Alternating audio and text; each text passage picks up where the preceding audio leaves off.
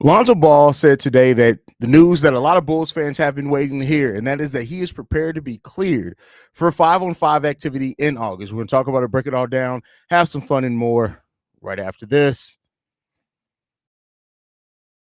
Tuned in to Chicago Bulls Central, your number one place for all Chicago Bulls news and content. I see red, I see red, I see red, I see red, yeah, I see red, I see red, I see red, I see red. What's going on, Bulls fans? Welcome to another episode of Chicago Bulls Central, your number one spot for everything Chicago Bulls related. I'm the host, Haize, but more importantly, you guys can follow the channel at Bulls Central Pod on every social media platform we happen to be on.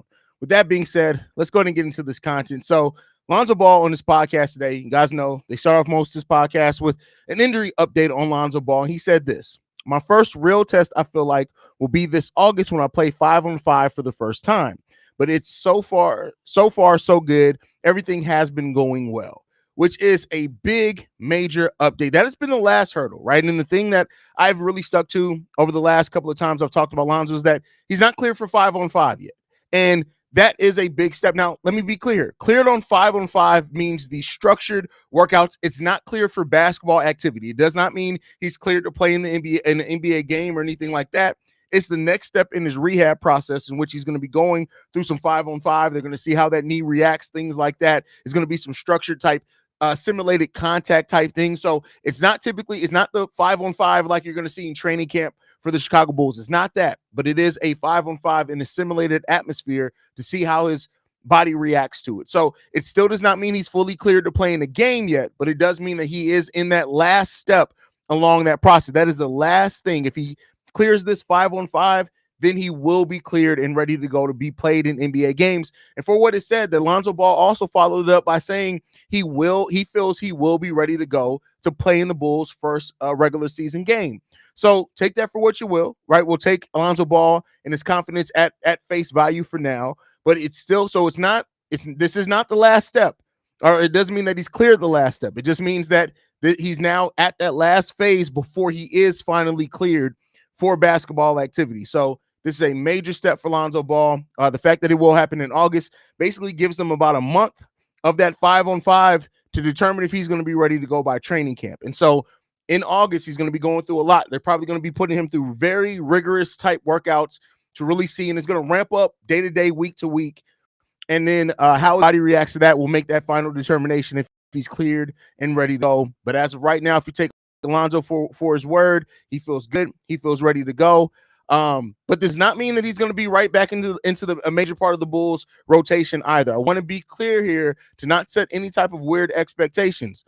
Lonzo Ball even being cleared fully for NBA still does not mean that that you're going to have to go through pain management with him. It still doesn't mean he's going to play on back-to-backs. They're still going to very much so structure his return.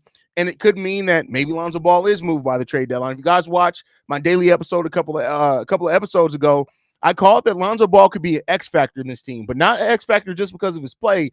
It's because if he comes back and does play well, we could very well see Lonzo Ball traded at the trade deadline for a team that wants his bird rights, and the Bulls can get something back for it in that way. I do think the Bulls have fully moved on at point guard as long as Josh Giddey stays healthy and is ready to play. But at the end of the day, you want to see Lonzo Ball make a return to his career in any capacity that he can. And so he's clearing that last hurdle to try to get back on the court for the Chicago Bulls. So we'll see what happens. Let's see how you guys are feeling about it. Chief says, will he be traded? We'll see. Well, it is definitely a possibility. Damn, Lord, I actually thought wasn't going to be able to hoop again. If he can be at least 60% of what he was, I'll be happy with that. I mean, we'll still see. This still does not mean that he's going to be cleared and ready to go. It does not mean that he's going to play a basketball game yet. It does mean that things are trending in that right direction, though. I know Alonzo, I believe, 25 to 26 years old, but despite those knee issues, I think he's still young enough to be part of the Bulls' future plans, only if he accepts a different role now due to his health. Well, the thing is, and I get what you're saying in that, but here's my counter, my rebuttal to that. You have a 22-year-old, will be 22 at the start of the season, of Josh Giddey. You got a 23-year-old Ayo Dosunmu, who's your first guard off the bench. Unfortunately, I still don't know if I see Lonzo being part of the Bulls. It's not like Lonzo is some isolation scorer to where he offers a different skill set. So we'll see, right? And because of that age, because of the injury history, I don't know if he plays into a big part of the Bulls' future, but we'll see. We'll see what happens with that. Even if he's clear to play, this season will probably be limited for the entire season. Agreed. 100% agree with you on that one. Yeah, it's still huge. So yes, it is. It is still a huge step in the right direction, considering where we've been over these last 2 years with Lonzo Ball. This is a nice step in that right direction for sure.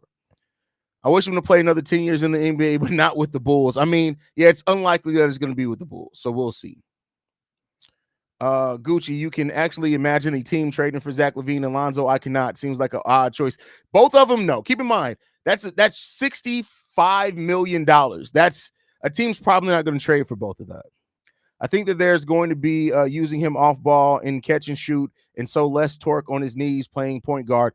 It's not really less torque. Like he's still going to shoot. Defense, everything with basketball is based off your knees and ankles, basically. So it's still going to give quite a bit on his, like just playing basketball, cutting, those type of things, right? Even playing off ball, you got to cut. Vaughn says, oh my God, does this mean Lonzo will play 48 Tom Thibodeau minutes at the start for us the next 5 years? No, that's crazy. My prayers for him. I hope he can do something in the NBA. Let's hope so. Like, listen, I don't wish bad upon Lonzo at all. It's just that the Bulls, to me, they can't keep betting on that future for Lonzo Ball. But hey, we'll see. There's some good news for right now. As for Lonzo Ball, I just hope he has a healthy season and can be consistent and can play consistent basketball again. We'll see. Hopefully it is in the future, man. I just hope he can play at some sort of NBA level again. No other expectations. And that's a fair place to be right now. He'll still have to drive and get by guys, and that's where there could be issues. We'll just have to wait and see. Exactly. Like, because even playing off ball, you still got to cut. Cutting is all in, and it's not the fact. It's the fact that he had two different things going on, right? It's the cartilage replacement, and then he also had a meniscus replacement. Those are both two things that nobody in the NBA has ever recovered from or come back from those two surgeries. Either one of them, and together, that's a big thing there. Oh yeah, I forgot about Zoe contract. Yeah, Zoe contract is pretty big. It's $20 million contract. So, what about this Billy small ball lineup? Giddey, Kobe, Io, Ball, and P. Will at the center. Release. Why would you want to see that? What type? What brand of fentanyl are you on? Like what, Rob, bro? Like, bro, go get you some coochie, my guy. Like you tripping right now, bro. That brother thirsty, man. What are we talking about?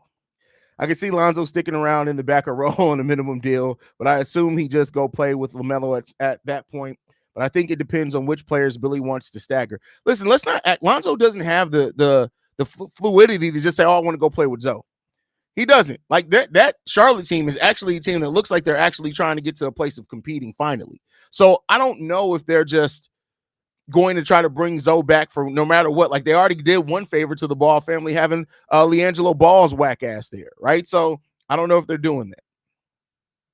Big Zoe back. This is huge dub for pretty much all angles. No, because he's not back clear for basketball activity yet. This is not what that means. It does not mean that he's ready for NBA play. It means that he's ready for 5-on-5 workouts and to try to see how that knee strengthens up to 5-on-5 simulated things.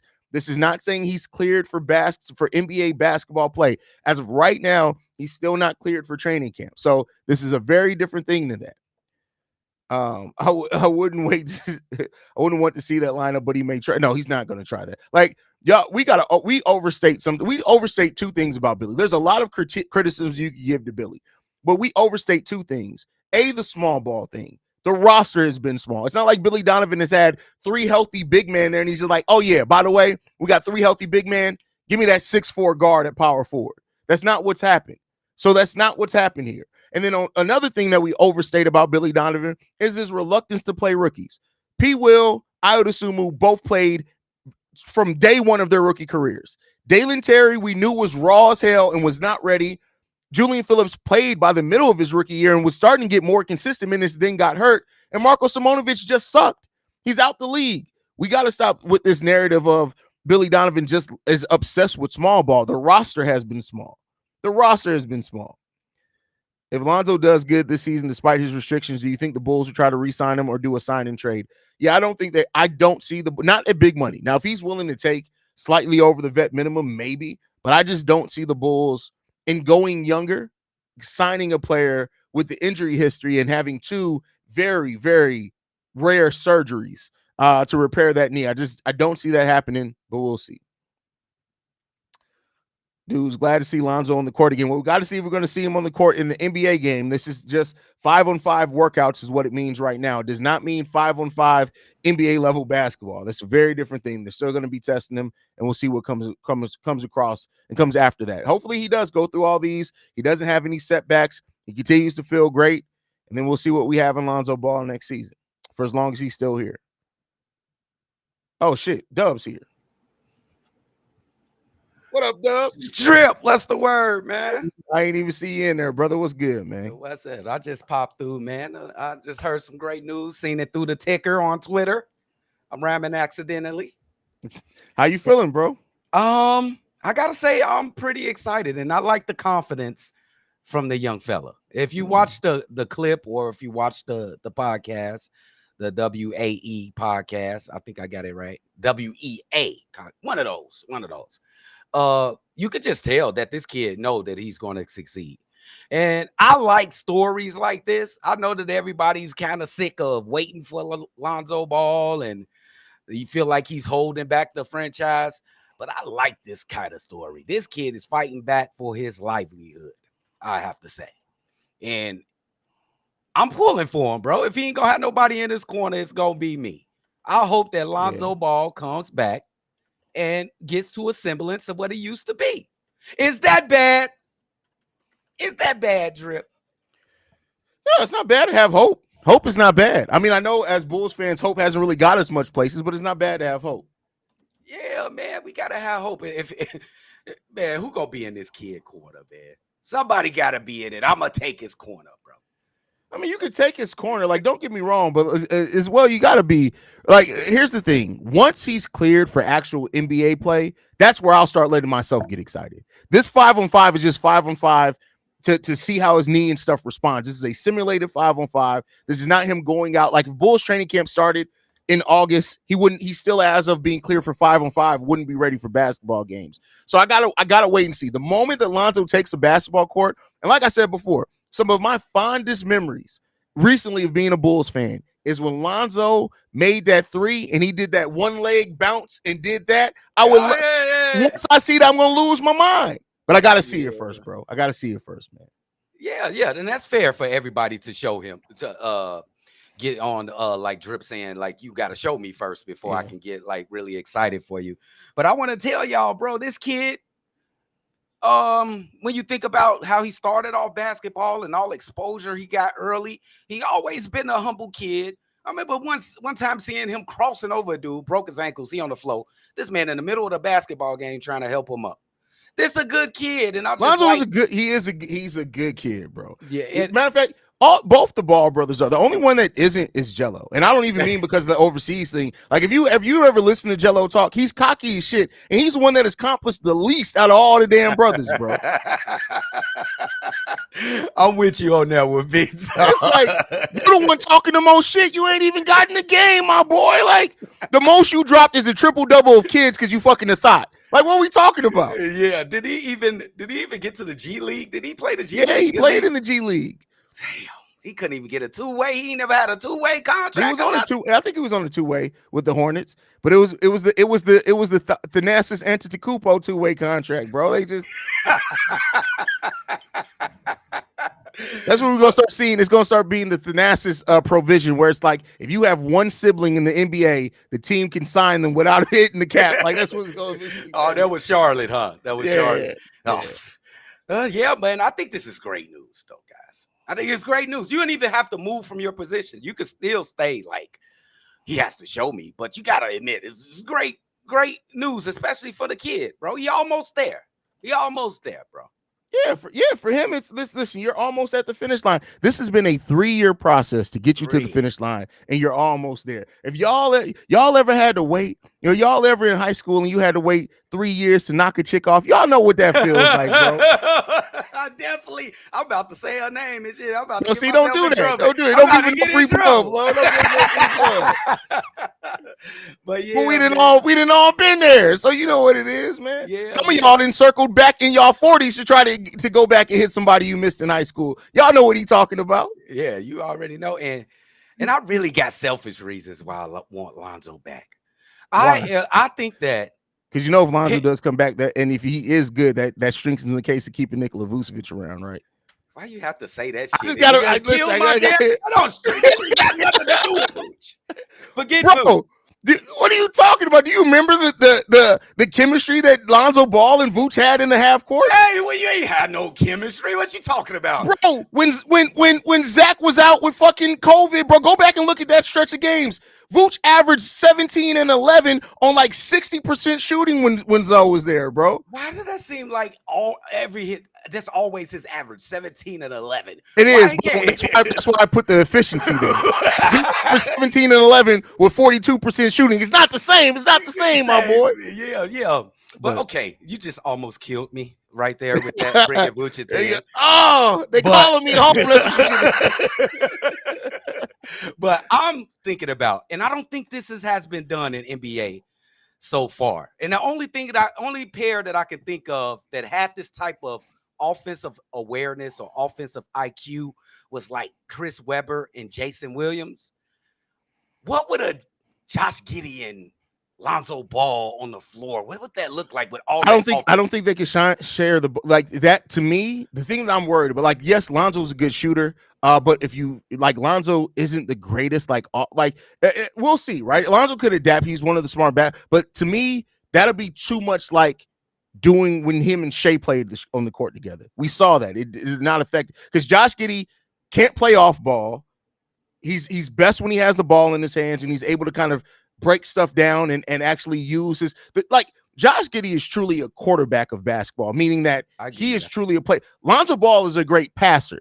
He wasn't a half-court playmaker like Josh Giddey. So I worry that it would be too much like him playing with Shai Gilgeous-Alexander, and that would concern me a little bit.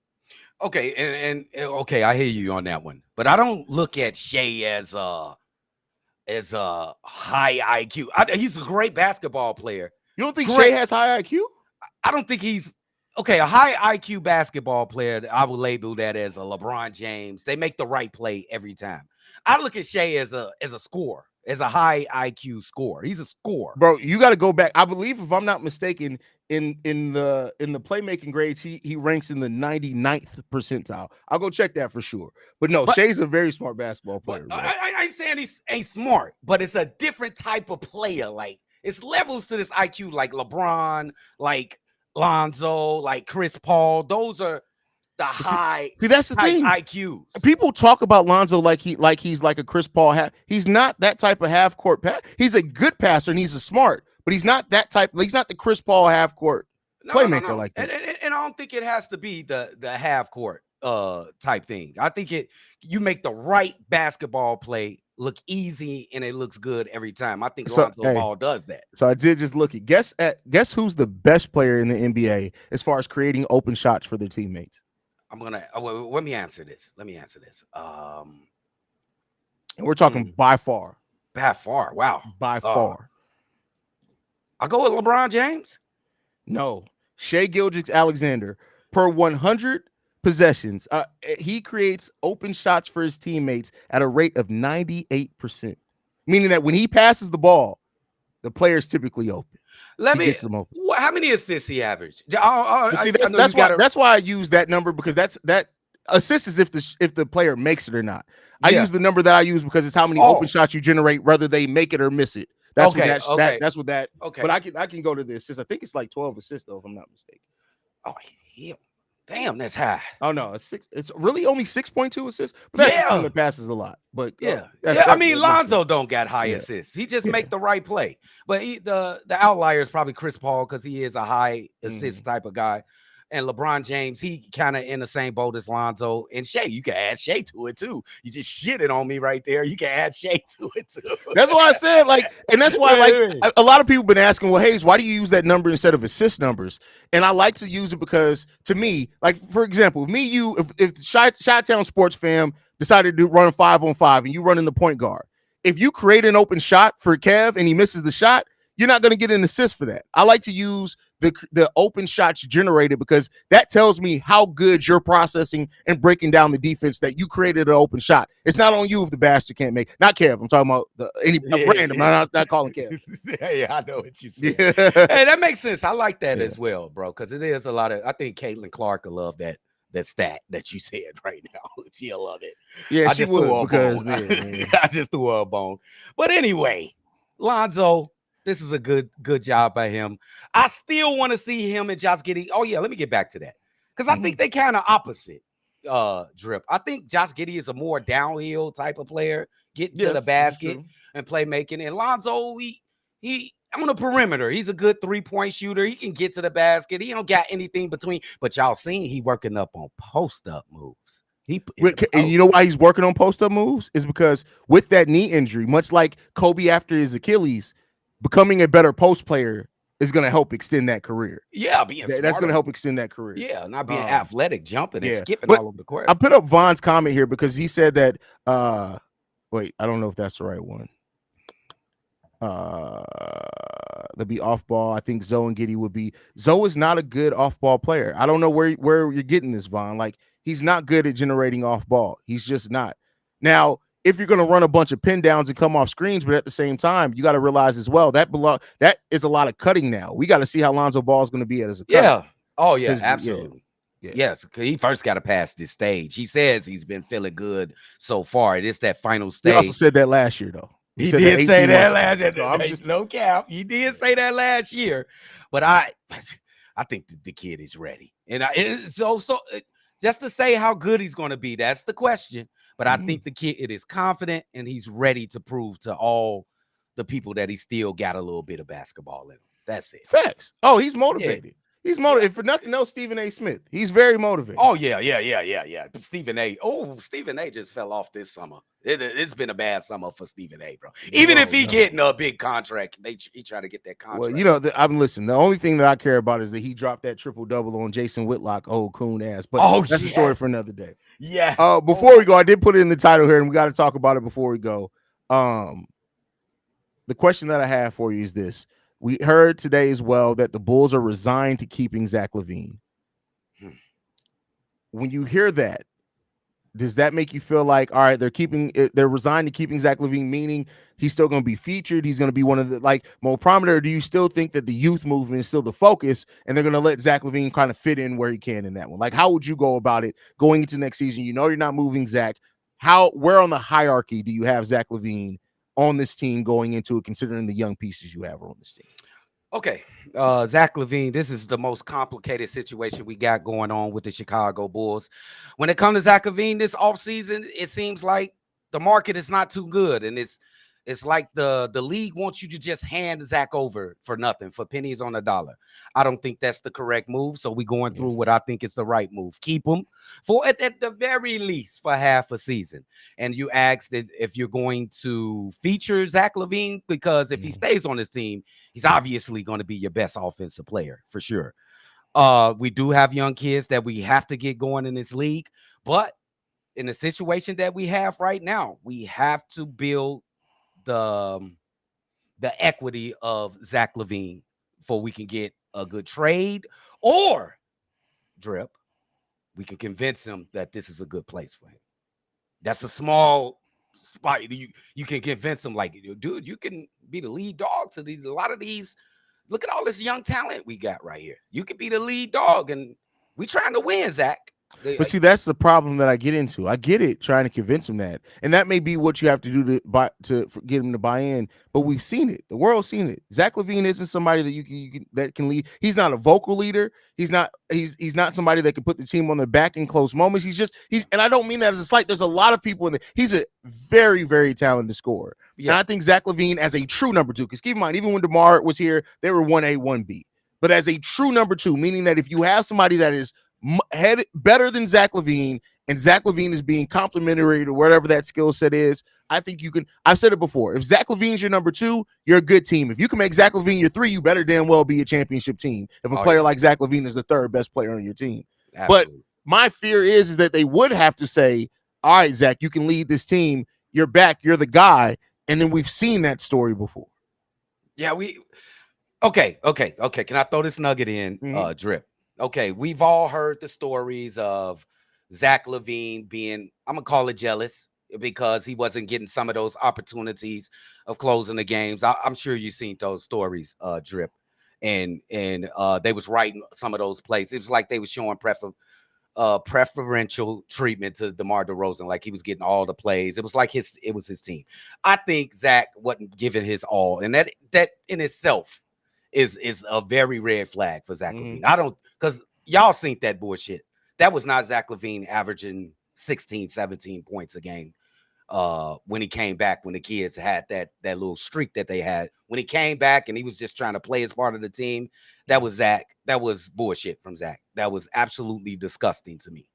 I think if you give him the confidence, I don't think he got the confidence from the team. Like, we believe in you, Zach, especially if he was here first and then you writing up these plays for DeMar DeRozan. Players can be sensitive. Players can be very sensitive. Now, those are just reports, and I watched every game. I called every game. I think it's a little truth to it. I can't be 100% true that it's true, but if it is, there's a reason Zach wasn't like that. He was like that because DeMar's around. Now he's not around, that you can give him all the confidence that he needs. It's you, Zach. You're the man. Don't worry about it. It's 2 seconds left. We running it for you, even though you showed that you was a fuck up at the end of the. I'll never forget you shot a 2 when we was down 3, Zach. I'll never forget. That's the well. That's also some because they ran a play for a 2-point though. It's like, but you gotta be smart. You're a basketball player. You know what time to score. You can't shoot fucking 2. It's 5 seconds left. But yeah, I think maybe it's a chance. It's a chance. We'll see, man. I mean, listen, like I said, I fight against anybody who tries to talk about Zach like he's a terrible player. He's not. And awful. I don't know if you got to see my daily today, and I didn't know this. I'm not going to act like I knew this going into. This was me researching for the episode. Do you know that since 2019, taken away last season only because Zach LaVine only played 23 games, but up until from 2019 to 2023, there's only been 9 players to score more points than Zach LaVine in the whole entire NBA. Only 9. Awesome. That's an elite skill, and people act like Zach LaVine. Like, I get it, but we've seen player. All you need in the NBA to stick around and to be a really good player is one elite skill. And if you have that elite skill, it's then up to the front office, to your coaches, to put you either in the right position or put teams around you that maximize the elite skill that you have. Zach LaVine has an elite skill. The only players in the NBA that have scored more points than Zach LaVine since 2019 are Luka, Giannis, Tatum, Trae Young, Joel Embiid, Devin Booker, DeMar DeRozan, and Donovan Mitchell. Wow. That's it. Not LeBron. Wow. They ain't scored more points than not Kyrie. They ain't scored more points than Zach LaVine. See, that's why I was so upset when everybody was clamoring for them to just give Zach away. I thought that was the stupidest thing to say in the world. Why would you give away a 25 point per game score? Proven he can do that in his sleep. It don't matter that he's not good closing games. He's not that good playing defense. What score? Is Luka good playing defense? He's better than Luka playing defense. That's all I got. I mean, if we're just going over that top 10 list, defenders that he's better than: Luka, Trae Young, Devin Booker, DeMar DeRozan. Oh, hell yeah. All 4 of those guys. Easy. Come on, y'all. I don't know. I don't get it. I think just people get tired of players and tired of it's what I've said for so long. Like, when you're a fan of a team, you're so zoomed up and you watch every single game, you go through it with a fine-tooth comb that you lose objectivity to watching other teams play, right? Like people so much complain about Zach LaVine, and it's like, but it's for example, like when people were saying, oh, Patrick Williams is terrible, Patrick Williams is this, Patrick Williams is that, and they're like, oh, you know who we need? Jaden McDaniels. Nigga, what is that? What? And then every time I say that, people are like, "Oh, but McDaniels wasn't a top 4 pick." So what? Like, what does that mean? What does that mean? Like, I get it. He didn't live up to expectations, but if you're talking about a player that can help you, right? Like, that's why I like to have and I love what we've built here. Like, that's why we got some of the best sports commentators in the world, right? Is that we are able to critically look at things, and even though we're Bulls fans, we watch so much other basketball that we're able to really kind of see a different perspective on it. Absolutely. And so it's so many people that look at at Zach LaVine and try to just make him and paint him out as just his negatives, and then you ignore so much of what he does good. Oh, that's perfect, nephew. That is perfect. I almost called you nephew. That's perfect, bro. You so fixated on the negatives of Zach LaVine, you refuse to point out his strengths. Athletic ability. He's a great. Zach has always been flirting with 40, 50, 90. He's always flirting with that. 25 point per game score. Hey, and I'll give you this. When he get pissed, ain't nothing you can do. Nothing. I'm talking about, you seen that Detroit game? No player can stop him, but the thing that does stop him is his foot, because sometimes he dribbles off of his foot. His foot is his biggest hater. That's gonna happen. Zach LaVine's biggest hater is his right foot. I'm just letting y'all know that right It's just gonna happen 2 times a game. That's just gonna happen, bro. Zach LaVine is gonna do the dumbest shit like 2 times a day, 2 times a game. But you gotta take that. Everybody's not perfect, bro. Come on. And oh, by the way, just so I can rub it in a little bit more, also as far as players that have scored the most points since 2019, it's not Vooch. Nikola Vucevic is number 21 on the list. He scored more points than Steph Curry in that time. He scored more points than Shea Gilgeous. Since 2019, Nikola Vucevic has scored 5,589 points. Shea Gilgeous-Alexander has scored 5,667. Ain't no way. Wait, no, this list is only till 2023. So take that. So it's not counting last season. Season. Hold on, let me put it in 2024. Give me 1 second. What in the world? No. Let me hold on. Ain't no way. I had to check myself on that one. Let me see where Vooch. Let me update it. It's a 17 and 11 every game. I'm sorry. Actually, if you add in 2023, and you know what? But you got to keep in mind, Steph's missed a lot of time. He missed a lot of time too. Nikola Vucevic is actually number 20. If you go from 2019 through the end of the 2023-24 season, Nikola Vucevic has scored 6,959 points. That's more than Anthony Edwards. That's more than what? That's more than Anthony Davis. Keep in mind, but these are players that have missed. Yes, bro. That's why I say we only look at the negatives of players that we love.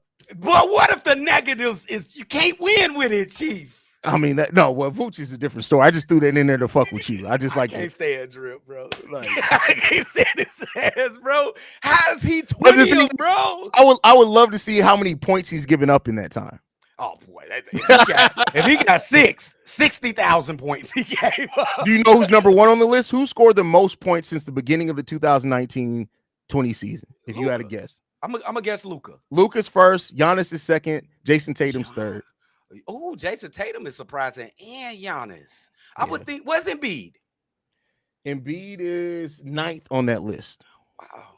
Yeah. Oh shit, that's a very interesting little thing right there, bro.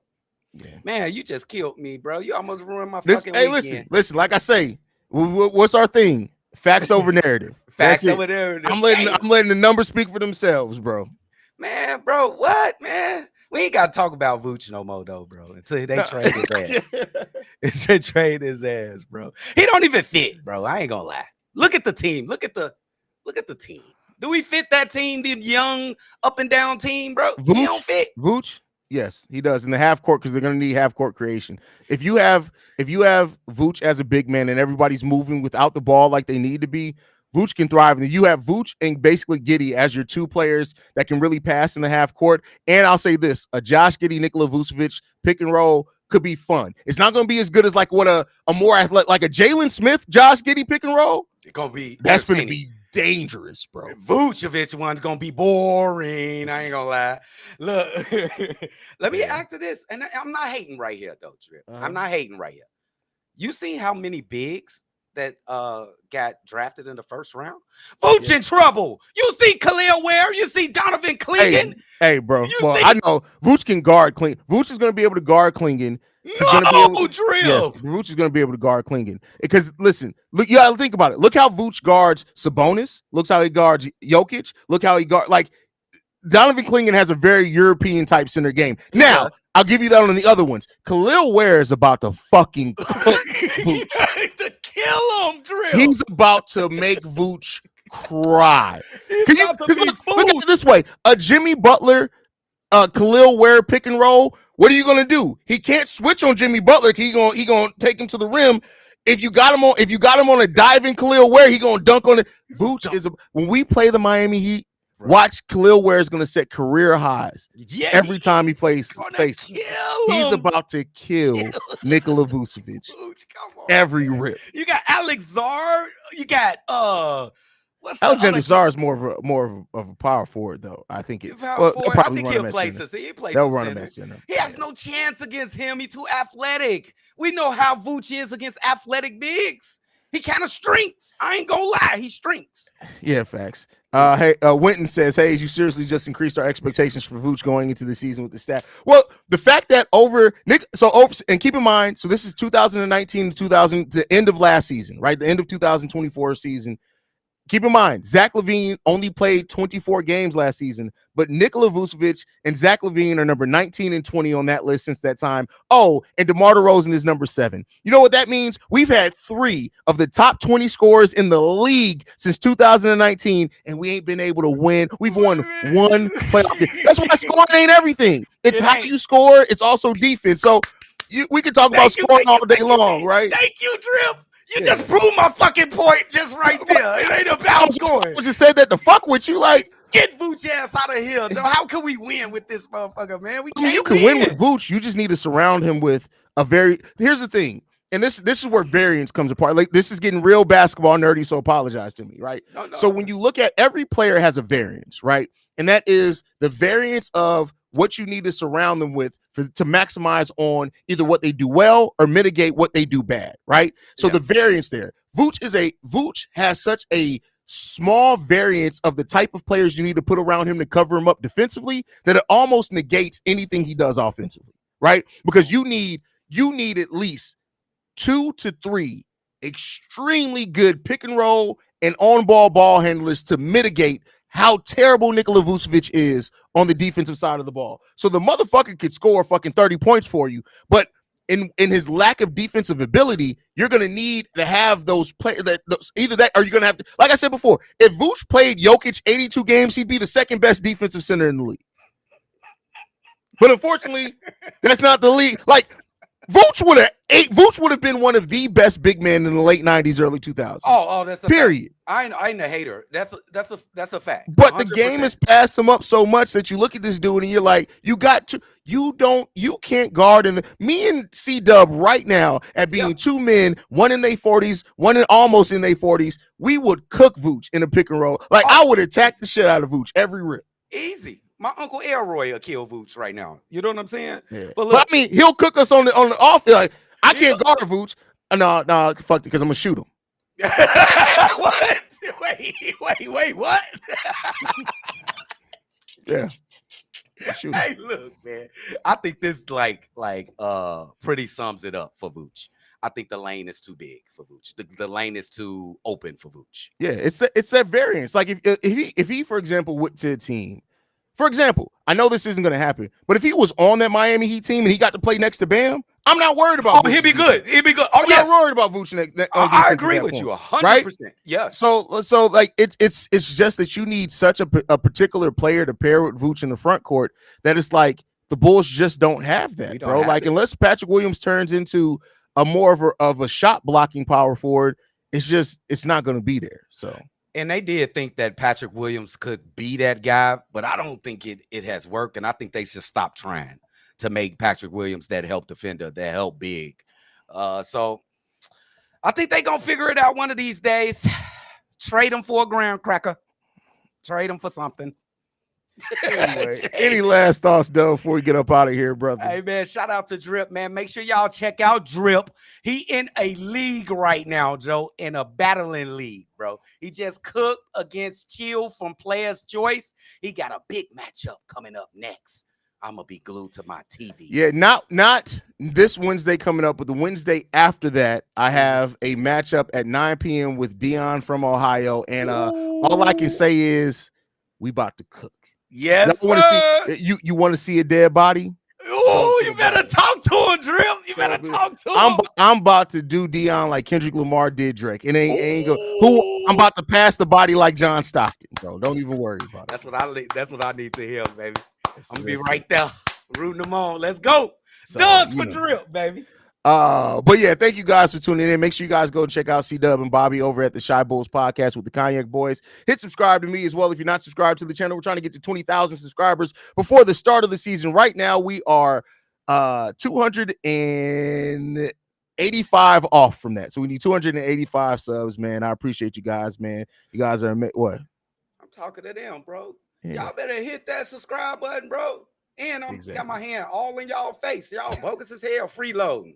Hit that subscribe button, bro. But yeah, man, we appreciate you guys, man. I'll see you guys tomorrow with the daily episode. Go Bulls, see Red, y'all.